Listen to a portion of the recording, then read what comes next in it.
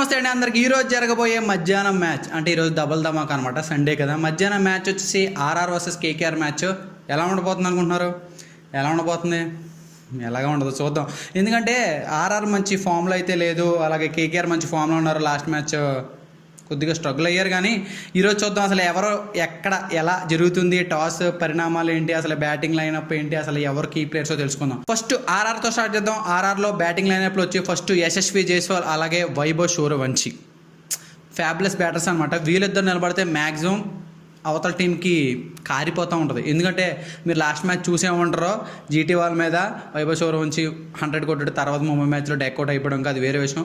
14 years old కాబట్టి experience బౌలర్ని అంతగా judge చేయలేకపోవచ్చు, కానీ తక్కువ అంచనా వేయకూడదు బ్యాట్స్మెన్ని. ఎందుకంటే ఒక్కసారి సెటిల్ అయ్యాడంటే మనోడిని ఆపడం చాలా కష్టం అనమాట. అలాగే బౌలింగ్ లైనప్ వచ్చేసి జోఫర్ ఆర్చర్ అలాగే ఆకాష్ మధ్వాల్ మన లాస్ట్ మ్యాచ్ ముంబై ఇండియన్స్లో చూసే ఉంటాం. లాస్ట్ ఓవర్స్లో మంచిగా స్లో బాల్స్ అలాగే యార్కర్స్ చాలా యాక్యురసీగా వేసాడు. సో ఆకాష్ మధ్వాల్ ఎందుకంటే ఆర్ఆర్లో చాలా ఇంజురీస్ ఉన్నాయి, ఎందుకంటే సందీప్ శర్మ లేడు, సంజు శాంసన్ లేడు. ఎందుకంటే ఆ 3 slots ఏదైతే ఉన్నాయో బ్యాటింగ్ ఆర్డర్లో, సంజు శాంసన్ ఉంటే వికెట్ నిలబడి ఆల్మోస్ట్ 10 to 11 hours నిలబడిన తర్వాత మంచి స్కోర్ అయితే బిల్డ్ చేసినప్పుడు తర్వాత ప్లేయర్స్ అందరూ వచ్చి మ్యాచ్ కొడతారన్నమాట. ఇప్పుడు అలా జరగట్లేదు ఆర్ఆర్లో, ఎందుకంటే ఫస్ట్ 3 players సరిగ్గా ఆడకపోవడం వల్ల వాళ్ళు మ్యాచ్ ఓడిపోతున్నారు.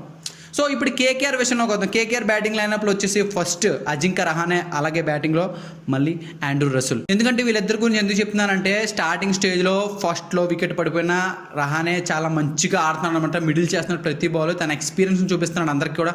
అలాగే ఆండ్రూ రసూల్ మధ్యలో మిడిల్ ఆర్డర్లో అందరూ అయిపోయిన తర్వాత వచ్చి చూశారు కదా, నిన్న ఆర్సీబీ వర్సెస్ సిఎస్కే మ్యాచ్లో రొమారియో షెఫర్డ్ 14 deliveries 50 runs కొట్టాడు. అలాగే సేమ్ రసూల్ కూడా సేమ్ పవర్ హిట్టింగ్ అనమాట. మిడిల్ ఆర్డర్లో మంచిగా ఆడినట్లయితే లాస్ట్లో స్కోర్ కావాలంటే ఆండ్రూ రసూల్ చాలా ఇంపార్టెంట్ బ్యాట్స్మెన్ అనమాట. అలాగే బౌలింగ్ విషయంలోకి వచ్చేస్తే ఆల్వేస్ సునీల్ నారాయణ్ అండ్ వరుణ్ చక్రవర్తి. ఎందుకంటే వీళ్ళిద్దరూ కూడా మిస్టరీ స్పిన్నర్స్. వీళ్ళిద్దరూ ఉంటే ఆల్మోస్ట్ మ్యాచ్ మన చేతిలోకి వచ్చినట్టే. ఎందుకంటే మీరు లాస్ట్ మ్యాచ్ చూసుకుంటారు, సునీల్ నారాయణ ఓడిపోవాల్సిన మ్యాచ్ 3 wickets తీసి మ్యాచ్ నెగ్గిస్తాడనమాట. ఈ మ్యాచ్ చాలా కన్ఫామ్గా నెగ్గాల్సిన మ్యాచ్ కేకేఆర్. ఎందుకంటే ఈ మ్యాచ్ నెగ్గితే టాప్ 4 spotsలో ఒక స్పాట్ అయితే వీళ్ళకి రావడానికి మ్యాక్సిమం ఛాన్సెస్ ఉంటాయన్నమాట. ఇఫ్ ఇన్ కేసు ఓడిపోతే మాత్రం ప్లేయర్స్కి దూరంగా వెళ్ళిపోతూ ఉంటారు. ఎందుకంటే ఆల్రెడీ ఆర్సీబీ 8 మ్యాచ్లకి మ్యాక్సిమం 99.9% క్వాలిఫైర్కి వెళ్ళిపోయిందనమాట.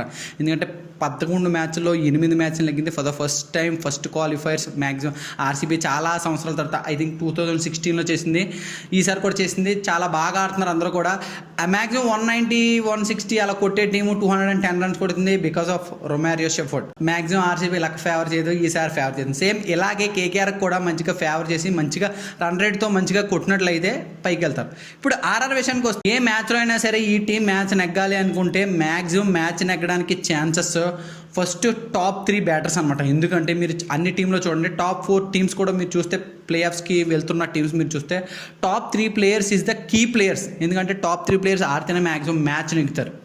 ఎందుకంటే చేసింగ్లో కూడా వాళ్ళు చాలా ఇంపార్టెంట్. ఎందుకంటే టాప్ 3 players మంచి స్టార్ట్ అయితే ఇస్తే మిడిల్ ఆర్డర్లో మంచిగా ఆడడానికి ఉంటుంది. టాప్ 3 players సరిగ్గా ఆడకపోతే అందరూ కూడా ప్రెషర్ బిల్డ్ అయిపోద్ది. ఎస్ఆర్హెచ్కి కూడా దరిద్రం పట్టింది అనమాట ఇషాన్ కిషన్ వల్ల. టాప్ 3 బ్యాటర్స్లో 1 down ఇషాన్ కిషన్ వస్తున్నాడు. ఫస్ట్ మ్యాచ్ 100 కొట్టాడు, తర్వాత అనవసరంగా ఏ మ్యాచ్ కూడా సింగిల్ డిజిట్ కూడా దాటదు. అనవసరంగా తీసుకున్న చాలా మంది బాధపడుతున్నారు ఇషాన్ కిషన్ని. ఆడ బదులు ఇలాగ చెన్నై సూపర్ కింగ్స్లో ఫేస్ దిగిన ఇద్దరు బ్యాట్స్మెన్స్ చాలా మంచిగా ఆడుతున్నారు. వాళ్ళిద్దరిలో ఎవరైనా ఇషాన్ కిషన్ ప్లేస్లో ఉంటే మ్యాక్సిమం నాకు తెలిసి ఎస్ఆర్హెచ్ఎల్ ప్లే ఆఫ్స్కి వెళ్ళే ఛాన్స్ ఉంటుంది. అన్నీ అంతే, క్రికెట్ అంటే అంతే.